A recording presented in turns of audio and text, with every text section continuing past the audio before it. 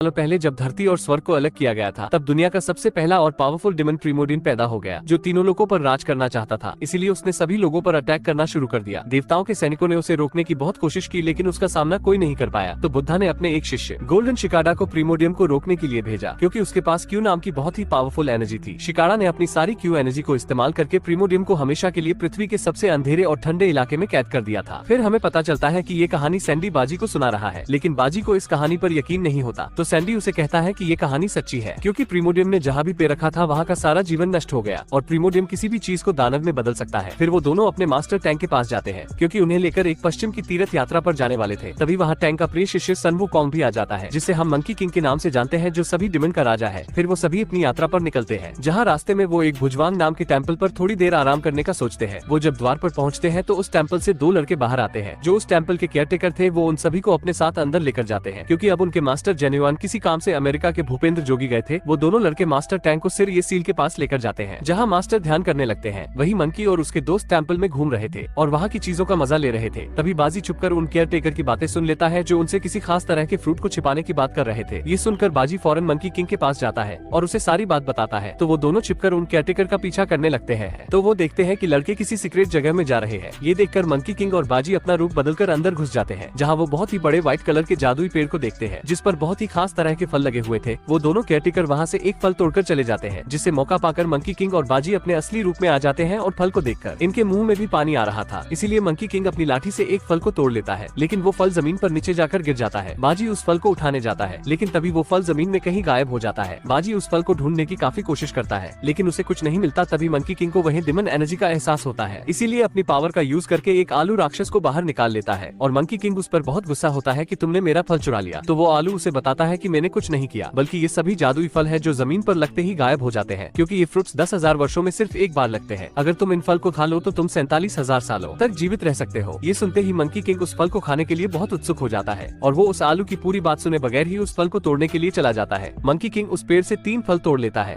और वो तीनों दोस्त मिलकर एक एक फल खा लेते हैं। लेकिन तभी वो दोनों केयरटेकर उनकी बातें सुन लेते हैं, जिससे उन्हें इन पर शक हो जाता है। इसीलिए वो जादुई पेड़ के पास जाकर वहाँ अपने फ्रूट्स चेक करने लगते हैं, पर 4 फ्रूट कम थे। इससे उन्हें बहुत गुस्सा आता है और वो मंकी किंग और उसके दोस्तों पर चोरी का इल्जाम लगा देते हैं। तभी मास्टर टैंक भी वहाँ आ जाते हैं, जो उन्हें कहते हैं कि यहाँ क्या चल रहा है। तो वो दोनों केयरटेकर उन्हें कहते हैं कि आप दिखावा मत कीजिए, हम जानते हैं कि आप भी इनके साथ मिले हुए हैं। तो मंकी उन्हें कहता है कि मेरे मास्टर ने कुछ नहीं किया, वो फ्रूट्स मैंने तोड़े थे। इसीलिए अगर तुम्हें पनिश करना है तो मुझे पनिश करो। तो वो दोनों लड़के मंकी किंग पर अटैक कर देते हैं। मंकी किंग उनके वार से बच रहा था। मास्टर टैंक उन दोनों लड़कों से कहते हैं कि मंकी किंग को परेशान मत करो। तो वो दोनों मास्टर से कहते हैं कि आप भोला बनने का दिखावा मत कीजिए, हम जानते हैं कि आपने भी वो जादुई फल खाया है। तो मंकी किंग को इससे बहुत ज्यादा गुस्सा आने लगता है, क्योंकि वो अपने मास्टर की बेइज्जती बर्दाश्त नहीं कर सकता। इसीलिए वो उन दोनों को गुस्से में कहता है कि अब मैं तुम्हारे पेड़ को ही नष्ट कर दूंगा। टैंक उसे शांत करने की कोशिश करते हैं, लेकिन वो दोनों लड़के मंकी किंग का मजाक उड़ाने लगते हैं कि तुम एक मामूली राक्षस हो जो बुराई के सिवा कुछ नहीं कर सकता। तो मंकी किंग को इससे बहुत गुस्सा आता है और वो अपनी मैजिकल स्टिक को बाहर निकालकर उस पेड़ को डिस्ट्रॉय करने के लिए चला जाता है। वो उस पेड़ के पास जाकर सारे फ्रूट्स को तोड़कर नीचे गिरा देता है, जिससे वो सभी फ्रूट्स नीचे गिरकर गायब हो जाते हैं। केयर टेकर मंकी को रोकने की कोशिश करते हैं, लेकिन वो कुछ नहीं कर पाते। फिर मंकी किंग अपनी डंडे का साइज बहुत बड़ा करके उस पेड़ को पूरी तरीके से तोड़ देता है। तभी जेन्युइन भी अपने शिष्यों के साथ वहाँ आ जाते हैं और वो अपने सभी शिष्यों को जादुई पेड़ के चारों तरफ एक कवच बनाने को कहते हैं, ताकि वो उसके अंदर के शैतान को बाहर आने से रोक सके। वो सभी शिष्य मिलकर एक बहुत ही जटिल सुरक्षा कवच बना लेते हैं। तभी मास्टर टैंक जेन्युइन से माफी मांगते हैं कि मेरे शिष्यों से गलती हो गई, लेकिन जेन्युइन उन्हें कहते कि इन्हें इनके किए की सजा जरूर मिलेगी। ये कहकर वो मंकी किंग और उसके दोस्तों पर अटैक कर देते हैं, जिससे उन चारों के बीच मुक्का लात हो जाती है। तभी वो कवच क्रैक होने लगता है और प्रीमोडियम धरती की गहराई उसे बाहर निकल आता है। वो जैसे ही बाहर निकलता है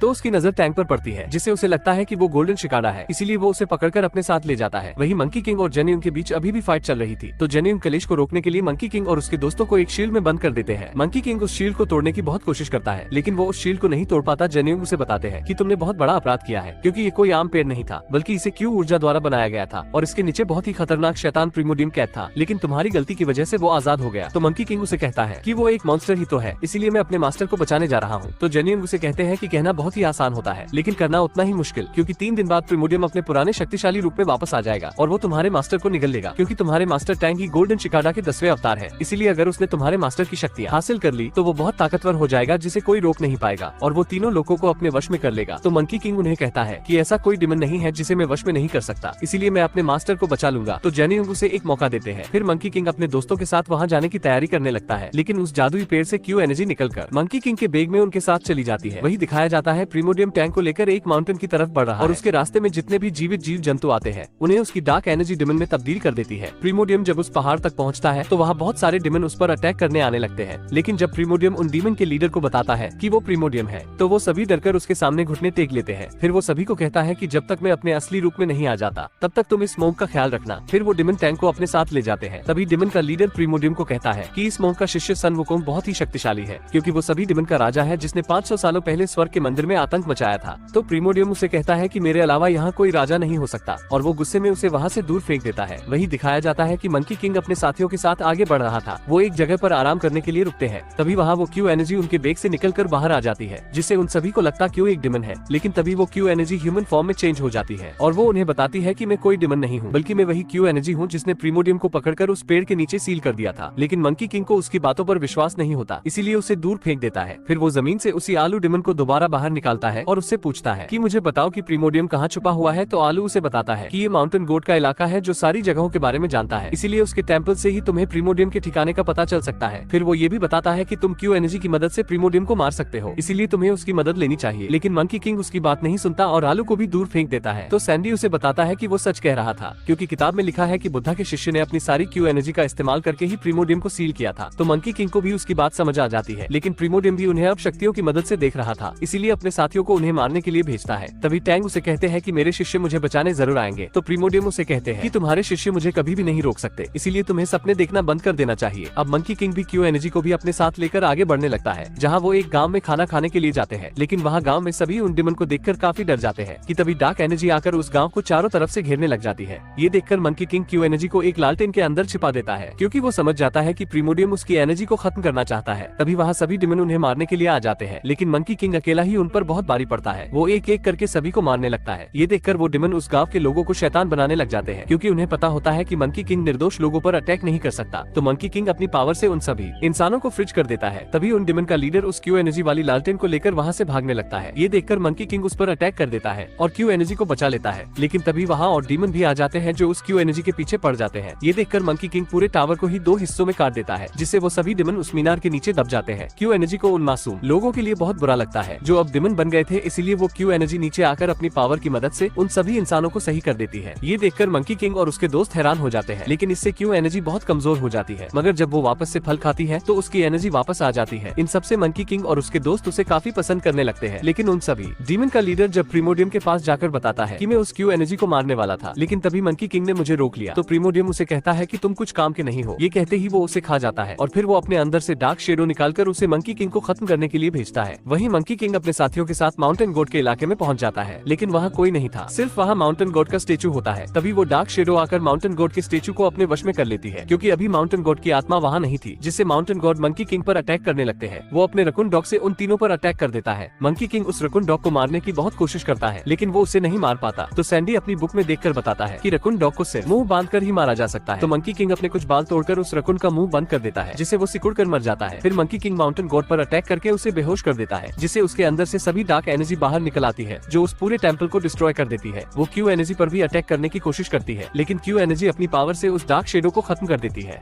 तभी माउंटेन गॉड की आत्मा भी वापस आ जाती है। तो मंकी किंग उससे पूछता है प्रीमोडियम कहाँ है। तो माउंटेन किंग उन्हें अपने साथ लेकर जाता है, जहाँ रास्ते में माउंटेन गॉड उन्हें बताता है कि प्रीमोडियम सभी राक्षसों की सेना बना रहा है। तो क्यू एनर्जी उसे कहती है कि तुम्हें डरने की कोई जरूरत नहीं है, क्योंकि मैं प्रीमोडियम को सील कर सकती हूँ। तो माउंटेन गॉड मंकी किंग को बताता है कि क्यू एनर्जी ने ह्यूमन रूप ले लिया है, इसीलिए अगर उसने क्यू एनर्जी का इस्तेमाल किया तो क्यू एनर्जी पूरी तरह से खत्म हो जाएगी। इसका मतलब यह है उसका पुनर्जन्म नहीं होगा। इससे वो काफी सैड हो जाते हैं। फिर माउंटेन किंग उन्हें मिलीनियन पर्वत दिखाता है, जहाँ प्रीमोडियम छिपा हुआ था, लेकिन उन्हें कहता है कि मैं आपके साथ नहीं चल सकता। तो मंकी किंग उसे जाने देता है और साथ ही वो उसके रकून डॉग को भी फिर से ठीक कर देता है। माउंटेन गॉड इससे बहुत खुश होता है और उसे कहता है कि प्रीमोडियम से जीतना बहुत मुश्किल है, इसीलिए मेरी बात मानो और बुद्धा से सहायता मांगो। लेकिन मंकी किंग उसकी बात नहीं सुनता, तो वहाँ से चला आता है। वही हमें दिखाया जाता है कि सभी ताकतवर डिमन मिलेनियम पर्वत पर इकट्ठा होते हैं, क्योंकि अब वो वक्त आ गया था जब प्रीमोडियम अपने असली रूप में आने वाला था, और कुछ ही देर में प्रीमोडियम अपने असली रूप में आ जाता है। वही हमें दिखाया जाता है कि मंकी किंग और उसके साथ ही एक जगह पर आराम करने के लिए रुकते हैं, क्योंकि वो सब नहीं चाहते थे कि क्यू एनर्जी प्रीमोडियम से लड़ते वक्त मारी जाए, इसीलिए उसे वही सुलाने की कोशिश करते हैं। लेकिन क्यू एनर्जी को नींद नहीं आ रही थी। वो मंकी किंग से कहती है कि अब तो हम दोस्त बन गए हैं, इसीलिए तुम मेरा नाम रख सकते हो। तो मंकी किंग उसका नाम फ्रूटी रखता है। क्यू एनर्जी को भी वो नाम बहुत अच्छा लगता है। फिर वो मंकी किंग से पूछती है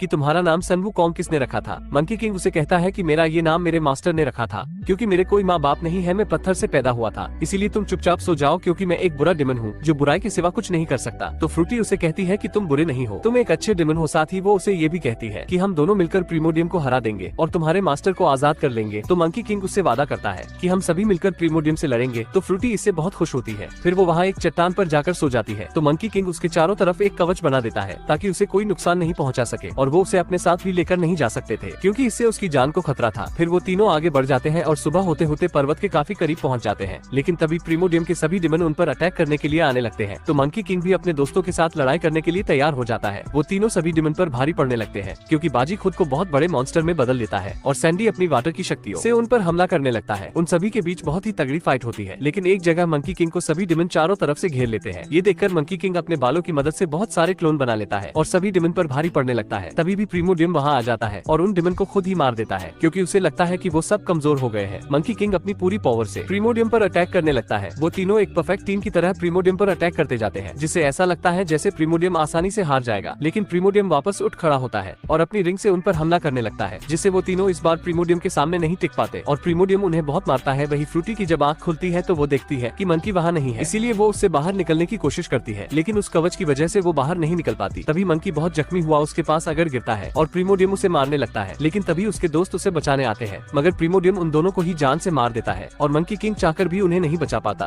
क्योंकि वो बहुत बुरी तरीके से जख्मी हो चुका था। फिर भी प्रीमोडियम फ्रूटी को खत्म करने के लिए उसके चारों तरफ बने कवच को तोड़ने लगता है। तो मंकी किंग उसे रोकने की बहुत कोशिश करता है, लेकिन प्रीमोडियम कवच को तोड़ देता है। ये देखकर मंकी फ्रूटी को वहाँ से भागने को कहता है। फ्रूटी उसकी ये हालत देखकर रोने लग जाती है। तभी प्रीमोडियम टैंक को भी वहाँ ले आता है और वो मंकी किंग के सामने ही टैंक की पावर को अपने अंदर खींच लेता है, जिससे टैंक की आत्मा भी निकल जाती है। इससे फ्रूटी काफी सैड हो जाती है और वो अपनी पावर मंकी किंग को देने लगती है, लेकिन मंकी किंग पावर लेने से मना कर देता है। तभी प्रीमोडियम फ्रूटी को पकड़ लेता है और वो मंकी किंग से कहता है कि तुम डिमन के राजा बनने के बिल्कुल लायक नहीं हो, इसीलिए अपनी हार मान लो। लेकिन मंकी किंग उसे कहता है कि हार मानने से अच्छा मैं मरना पसंद करूंगा। इससे प्रीमोडियम को और ज्यादा गुस्सा आ जाता है और वो मंकी किंग को बहुत बुरी तरह से मारने लगता है। ये देखकर फ्रूटी को भी बहुत गुस्सा आ जाता है और वो अपनी पावर से प्रीमोडियम पर अटैक करने लग जाती है और उसे पूरी तरीके से पकड़ लेती है। लेकिन तभी प्रीमोडियम अपनी पावर को एक्टिवेट कर लेता है क्योंकि अब उसके पास टीम की भी पावर आ गई थी और वो अपनी सारी पावर से फ्रूटी पर अटैक कर देता है, जिससे फ्रूटी दूर जाकर गिरती है और उसकी सोल निकलकर मंकी किंग के अंदर चली जाती है, जिससे मंकी में फिर से जान आ जाती है और उसका स्टोन होड बहुत तेजी से धड़कने लग जाता है और अब मंकी किंग अपने रुद्र रूप में आ जाता है। फिर उन दोनों में बहुत ही भयंकर फाइट शुरू होती है, जिससे अब मंकी किंग प्रीमोडियम पर भारी पड़ता है और उसके हाथ पैर तोड़ देता है। फिर मंकी किंग अपनी स्टिक का साइज बड़ा करके प्रीमोडियम को पूरी तरह से मार देता है, जिससे प्रीमोडियम की सारी डार्क शेडो भी गायब हो जाती है और फ्रूटी की क्यू एनर्जी से बाजी और सैंडी भी दोबारा ठीक हो जाते हैं और अब उनके मास्टर भी वापस आ जाते हैं, जो उन तीनों को आशीर्वाद देते हैं। और पोस्ट क्रेडिट सीन में उस जादुई पेड़ को सही करने के लिए एक देवी प्रकट होती है, जो मंकी किंग के पास मौजूद फ्रूटी के पत्ते से उस पेड़ को वापस सही कर देते हैं और यहीं पर ये मूवी एंड हो जाती है। आपको वीडियो कैसी लगी कमेंट में जरूर बताएं और ऐसी ही वीडियोस के लिए आप चैनल को सब्सक्राइब भी कर सकते हैं। अगली वीडियो आप किस मूवी पर देखना चाहते हैं वो कमेंट जरूर करें।